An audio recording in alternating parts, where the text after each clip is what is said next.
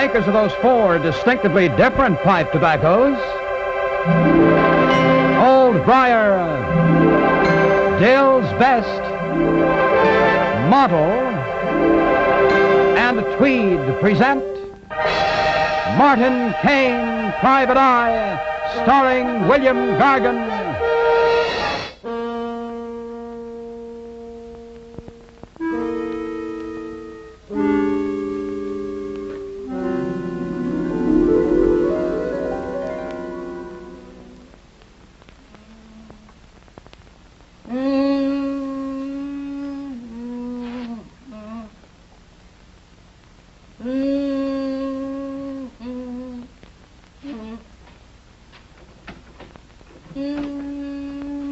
I should expect you were very quiet this evening, Agnes.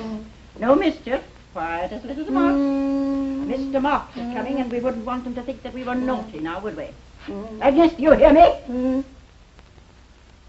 Now, not of any fuss. I'll unlock the door. Just a minute, Mr. You hear me?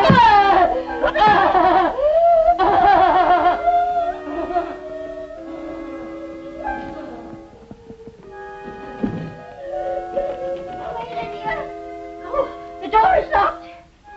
Away from my room. Go away that stupid painting, Sarah. And come downstairs. Mr. Marks will be here in a few minutes. Do you hear me? Yes, I hear you. Go away. Are you coming downstairs? Yes, I'm coming. But first you must go away from my door.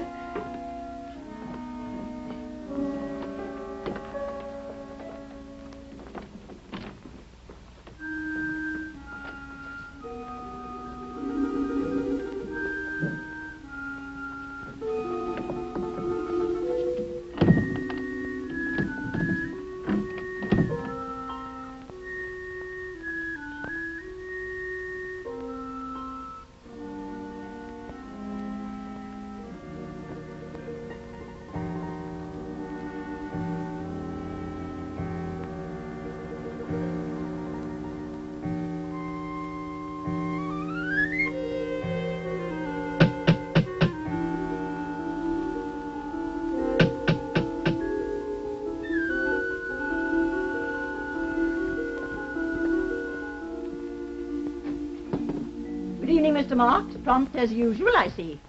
To be anything but prompt is to be inefficient, Miss Lydia. And inefficiency costs money.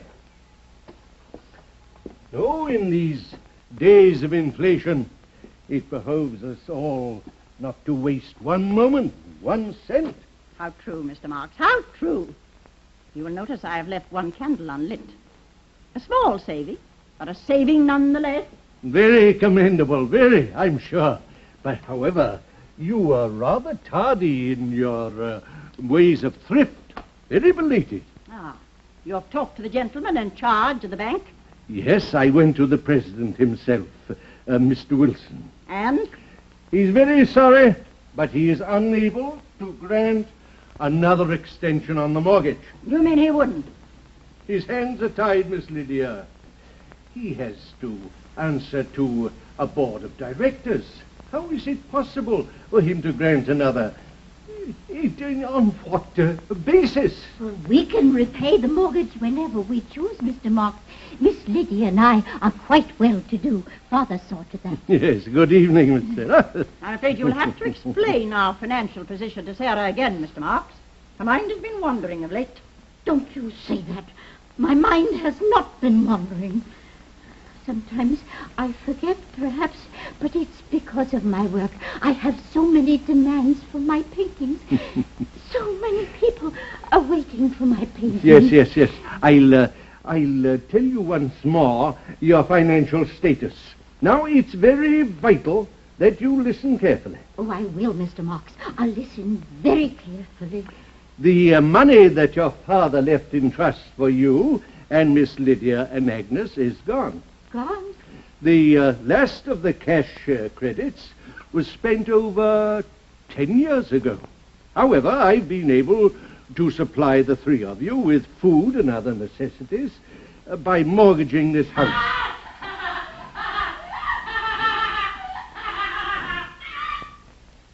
However, the money on that mortgage is now gone, and the bank has sent in a note of foreclosure. Foreclosure? Why? Because we've been unable to repay a cent to the bank, silly. Miss Lydia, I'll thank you not to use abusive language. But, Mr. Marks, I have the money. Thousands of dollars from my paintings. What do you propose we do in this crisis, Mr. Marks? Well, I'm afraid that you'll have to place Agnes in an institution, Miss Lydia. But Sarah and I have promised Father... Yes. But now, look, we must face the facts. You have no income, and this house belongs to the bank. After next week, the three of you will have to leave here. Leave this house? Oh, but I couldn't do that, Mr. Marks. I have my work. Yes, Miss Sarah. You may take your painting with you. But where would I go? I haven't set foot outside of this house since Father left us. Yes, I've given that very, very careful thought. And I have a suggestion to make to both of you. There is a house for troubled people. It's operated by the state. You mean an institution, Mr. Marks? Oh, no, Miss Lydia. It's a rest home now, for distressed people like yourselves. What did I do with those papers? Oh, this is your father's will. Where are those papers? Oh, I must have left them in the car. Now, if you'll excuse me, I'll go and get them. Yeah, well, you're gone. I will sit and Mr. Marks. Poor Agnes. How she hates to be locked in a room. I'll just go upstairs and see if I can quiet her. You see that you lock her in when you leave her. Oh, Lydia, couldn't I leave the door unlocked just once? I'm sure Agnes will be a good girl.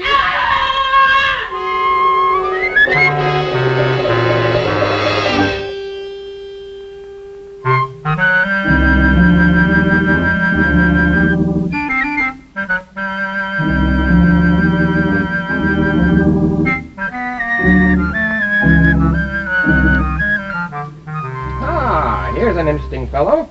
A hula popper, isn't it, Mr. Kane? That's right, Sergeant. I got me a nice 6-pound wall-eyed pipe with that baby last summer. That's so. 6 pounds, huh? Yeah. You don't say so, Martin. Yes, I do say, and I just happen to have proof in the form of a picture. Don't bother showing me the pictures. I wouldn't believe you could land a minnow unless I show you both the fish with my own 2 eyes. Thank you for your confidence, pal. Oh, you're welcome. What's this fishing, Gator? Oh, boy, that's the greatest sport in the world. You know, the last time I went angling, I threw in the hook, and, brother, I caught a whopper. Well, I'm it was sorry to be rude, Captain, but I'm going to get the bass, the pike. I better be on my way, huh? Where do you plan to fish, Mr. Oh, I'm going up in the country, up maybe as far as Lime Lake. Lime Lake, great Scott, that reminds me why I'm here. We've got a job to do in Lime Lake, Sergeant. But Lime Lake isn't in our jurisdiction, Captain. I know, but Missing Persons wants us to check with a local lawyer up there, an old bird by the name of Marks. It seems that he called on a client about 3 days ago, and he hasn't been heard from since. Come on, let's get rolling. Hey, wait for me, Captain. You can give me a hitch there, boy. While you're investigating a lawyer, I'll probe that lake for a fish dinner, huh? Come so on. long, Hap. So long. My, oh, my, what a tough life that Marty leads.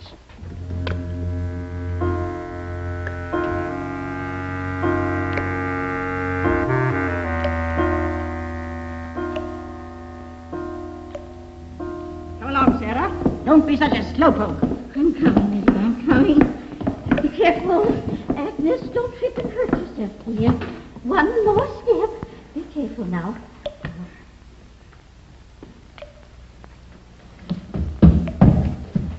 Get away from that! There, darling. Now you sit right over here and be a good girl.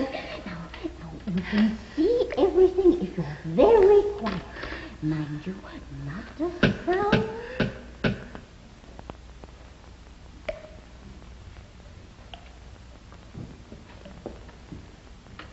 My door, Lydia.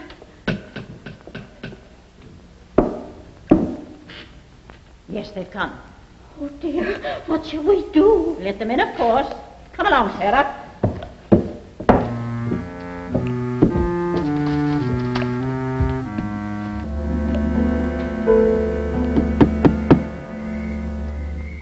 Ah, what a a bust this trip has turned out to be. Yeah. The next time I take your advice about which road to follow, I am Sergeant. terribly sorry, Captain. I felt certain I knew a shortcut to Lime Lake. 6 hours to travel less than 200 miles. Why didn't you speak up, Kane? And interfere with the police department? Oh, never. Well, at least it's encouraging to find Mr. Mark's car parked out there. Yes? I'm Captain Burke at the police department. Is this the Sloan home? This is the Sloan house, and I am Lydia Sloan. Oh, well, a man by the name of John Marks has been reported missing, and we're looking for him. Is he here, Miss Sloan? Yes, Mr. Marks is here. Won't you come inside? Thank you. Thank you. By the way, this is Sergeant Ross and Mr. Martin Kane. How do you do? How do you do? My sister, Sarah Sloan, gentlemen. How do you How do you do? Hello. Now, perhaps you'll take us to Mr. Marks? Of course. Please follow me. Please get out of my way, Sarah.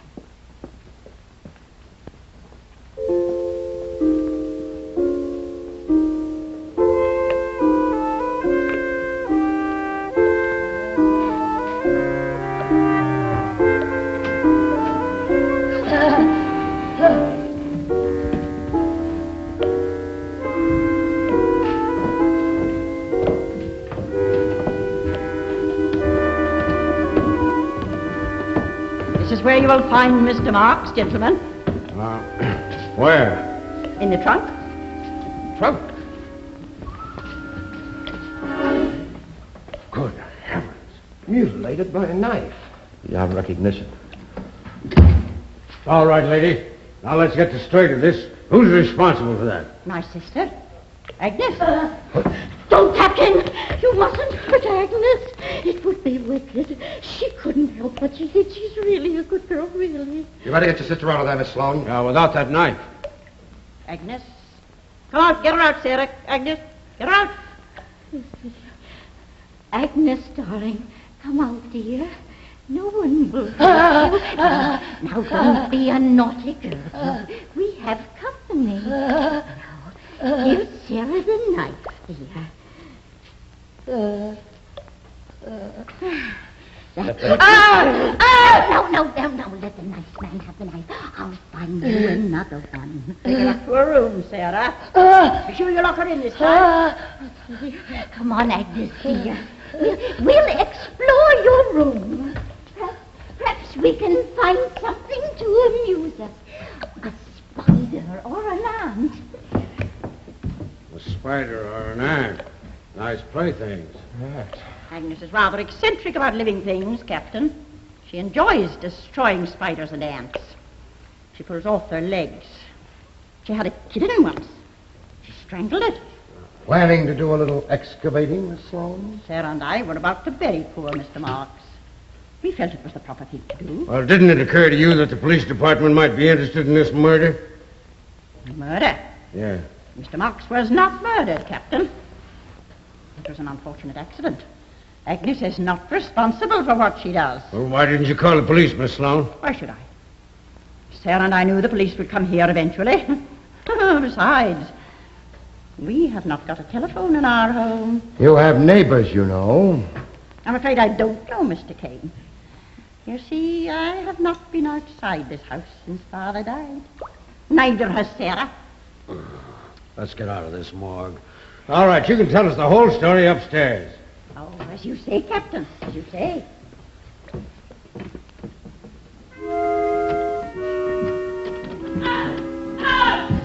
Agnes, no, you mustn't make a fuss, dear.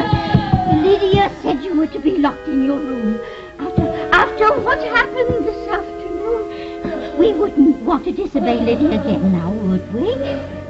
After all, she is the oldest.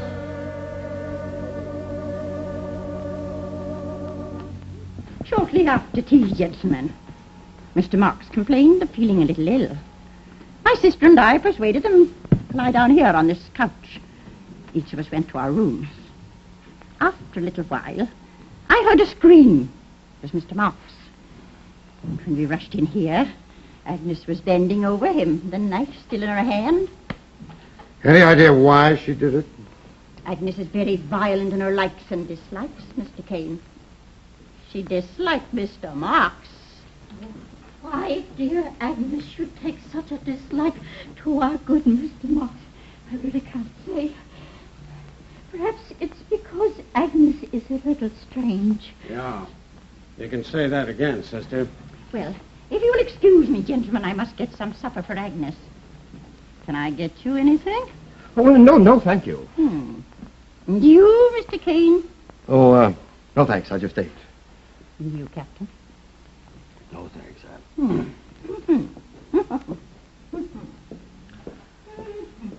Tell me, Miss Sarah, why didn't you phone the police when all this happened? Oh, dear me. I couldn't leave the house, Mr. Kane. Never. Not unless Lydia left with me. Are you two that inseparable, Miss Sarah?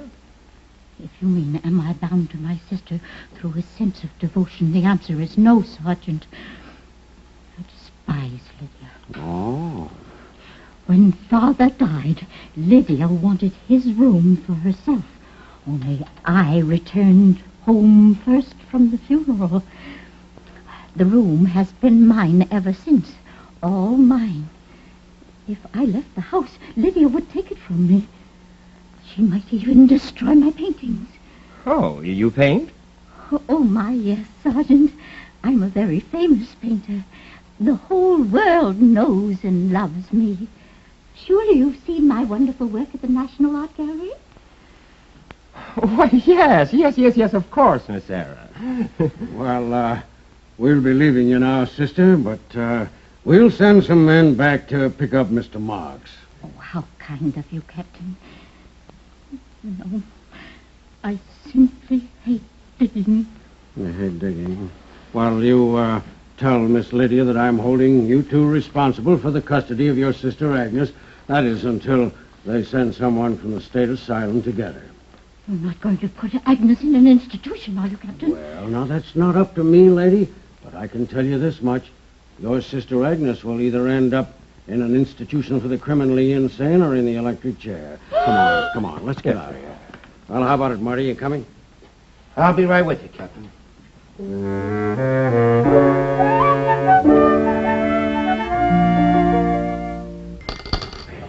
Well, hi there, Captain. I understand you bagged something besides fish up at Lime Lake last night. Now, don't be cute, Hap. That's not funny. That old guy looked like he'd been pushed through a meat grinder sideways. Worst sight I've seen in 15 years on the force. Say, Marty tells me these Sloan sisters are a real loony trio. Yeah, three of the weirdest zombies I ever saw. I'm driving up to that haunted house this afternoon. I'm going to take the state psychiatrist and a couple of muscle men along with me. I'll clap that Agnes Sloan in a straitjacket. Oh, now, wait a minute, Captain. It's my theory that Agnes did not murder John Marks. What'd you say? Remember those ashes we saw in the fireplace? Yeah. Well, that fireplace hadn't been used in years.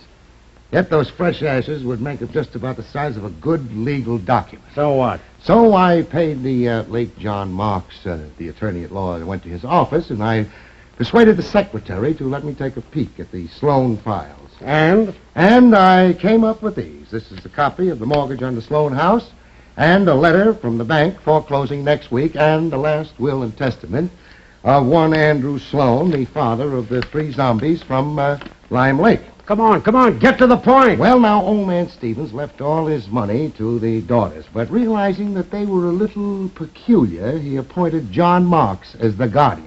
Well, what's so unusual about that? Now, look, he knew he didn't have enough money for the women for the rest of their lives, so he provided a $50,000 life insurance policy on the life of John Marks. And the three daughters became the beneficiaries, eh? Exactly, Captain, and he figured, you see, that the old boy would just pop off about the time that the estate petered out. Oh, look here, what are you trying to do, Kane?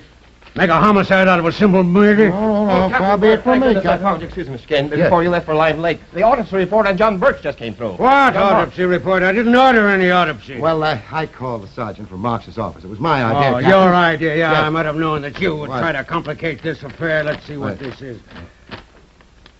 Great jumping skittlefish. What is this? Death was caused by a lethal dose of hydrocyanic acid. The body was mutilated shortly after death occurred. Oh, no. Don't tell me I've got to go up there and match wits with those three batty old dames. I'm afraid so, Captain. All right. Come on, let's get started. See ya. Come on, Ted. Yes, there's no doubt about it, Captain Burke. Even a novice can plainly see that the fingerprints on that bottle of poison belong to Agnes Sloan. All right, Marty, what do you say about that? Well, two things, Captain. First, I don't think Agnes has the mentality to use that bottle, even if she knew what was in it. And take a look at the bottle. It's wiped clean. No dust on it at all. Well, Mr. Oh, I see. You mean your theory is that one of the other sisters slipped the poison into Mr. Mark's tea, then wiped the bottle clean of all fingerprints, and then somehow got Agnes to handle it? Yes, says 5 will get you 50. That's just about what happened. Oh, well, what about the carving job on the old man? No sane person would have done that, Kane. I think you'll find, Captain, that either Agnes or Lydia carved up the old man, and then, after the job was done, put the knife into Agnes's hands. I also think that you'll find that one of those two sisters is as dangerous. As a matter of fact, dangerously insane more than Agnes. Father's will. Oh, yes. I seem to remember Mr. Marks mentioning it the last time he was here. Or was it the time before? Well, I must ask him when he comes again. But you confess that you did know about the insurance policy on Mr. Mark's life. Well, it seems to me that Father mentioned it. Or was it Mr. Marks? Or was it you, Captain? Oh, never mind. Did any of you know about that insurance policy, Miss Lydia? Oh, no. Neither Sarah nor I read the will. So that makes your theory about Mr. Mark's death quite absurd, Captain. What about these ashes in here? What were they? Oh, that must have been Agnes. Poor Agnes. Probably found a match and set fire to some paper. And like a good girl, she used the fireplace. Not like a good girl. We're getting nowhere here fast, Kane. Captain, give me the knife and the bottle. Maybe we can get Agnes to help us. Yeah. Now, don't be afraid, Agnes. I just want to return your playthings. You lost them, you know, Agnes. Come on. You lost them, Agnes. Now, you should return them to your sister. You don't want to be punished, do you? Locked in a room. Come on now, Agnes. Return the playthings. Go ahead now. Give them to the sister who gave them to you. Go ahead, Agnes. Go ahead. Go on. No, wretch! Oh, little wretch! I won't let you harm Agnes. It's for you, Sarah. You put them up to this. You saw me do it. You told them. No, Lydia, no. You cheated me out of Father's room. Now you want the whole house to yourself. But you shan't have it. Oh, you shan't have it. Hold it. Yeah, you shan't. Stop her. Stop her. Sergeant, keep your eye on her. All right, Miss Sarah, come back. Come back, Miss Sarah. She's not going to... Come back and sit down now. Take it easy. Take it easy. She's not going to destroy your painting. Take it easy. Now, take it easy. Sit down here. Sit down here. Keep it quiet now.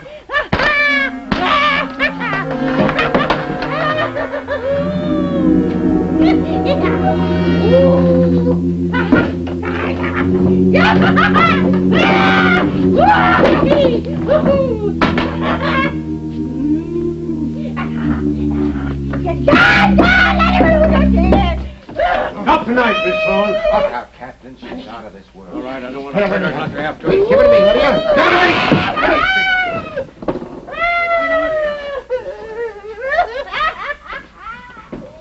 Boy, what a way to make a living.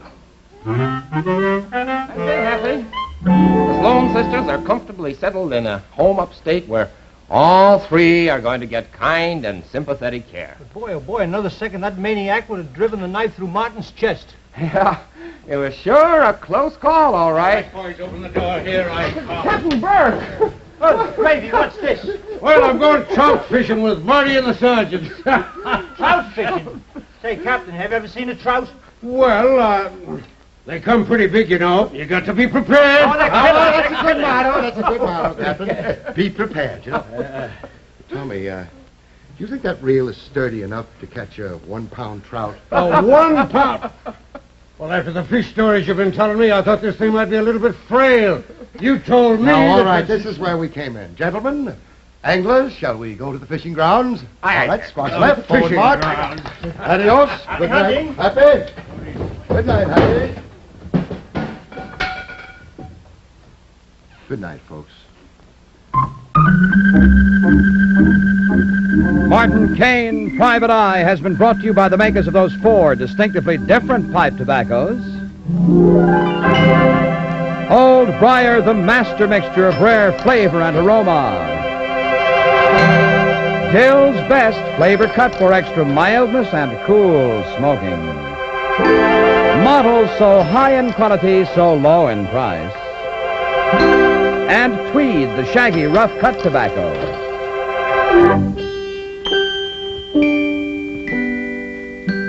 One of the 4, just right for your tobacco taste.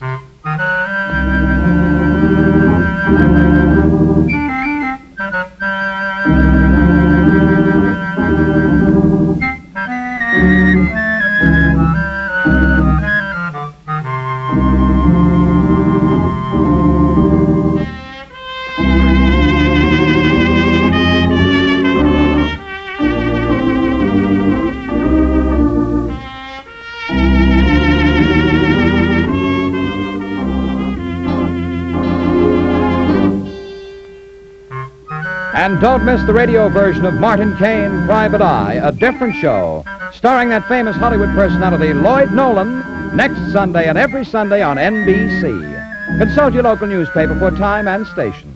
Tune in next week when America's favorite, the great Freddie Martin, appears as guest on Martin Kane, Private Eye.